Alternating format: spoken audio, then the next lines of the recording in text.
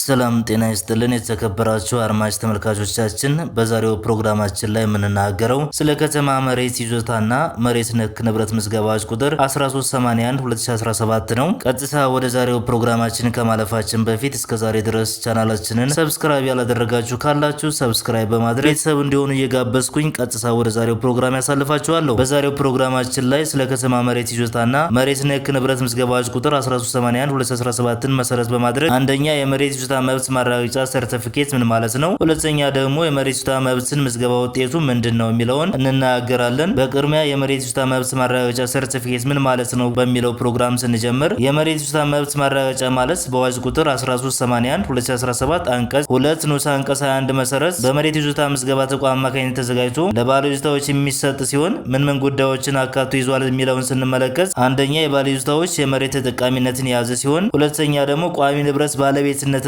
አካቶ ያዘ ነው። ሶስተኛ ደግሞ በህግ አግባብ የተገኘ መብት መኖሩን የሚያረጋግጥ ሰነድ ነው። ወደ ሁለተኛው አርዕስታችን ስንሄድ ደግሞ የመሬት ይዞታ መብት ምዝገባ ውጤቱ ምንድነው የሚለው ነው። በዚህ አርዕስት ላይ ስለ መሬት ተጠቃሚነት መብትና የማይንቀሳቀስ ንብረት ባለቤትነት ማረጋገጫ መያዝ ውጤቱ ምንድነው የሚለውን ነገር ስንመለከት በአዋጅ ቁጥር 1381/2017 አንቀጽ 45 ላይ እንደምንመለከተው የመሬት ይዞታ ማረጋገጫ ሰርቲፊኬት የተሰጠው ማንኛውም ሰው አንደኛ በመሬት ይዞታ ማረጋገጫ ሰርቲፊኬት ላይ ለተጠቀሰው መሬት ባለ ይዞታ እንደሆነ ይቆጠራል። ሁለተኛ በመሬት ይዞታው ላይ ላረፈው የማይንቀሳቀስ ንብረት ባለቤትም እንደሆነ ይቆጠራል ማለት ነው። ፕሪዛምፕሽን ይወሰዳል። እንደምታውቁት ፕሪዛምፕሽን ሲወሰድ ወይም የህግ ግምት ሲወሰድ የማስረዳት ሸክሙ ወደ ተቃራኒው ገንድ ሽፍት ያደርጋል ማለት ነው። በጥቅሉ በዛሬው ፕሮግራማችን ላይ ስለ ከተማ መሬት ይዞታና መሬት ነክ ንብረት ምዝገባዎች ቁጥር 1381/2017 የተናገርንበትን ፕሮግራማችንን በዙ ስንቋጭ ከዛ ድረስ ቻናላችንን ሰብስክራይብ ያደረጋችሁ ካላችሁ ሰብስክራይብ እንድታደርጉ በማስታወስ ነው። አመሰግናለሁ። ቻው።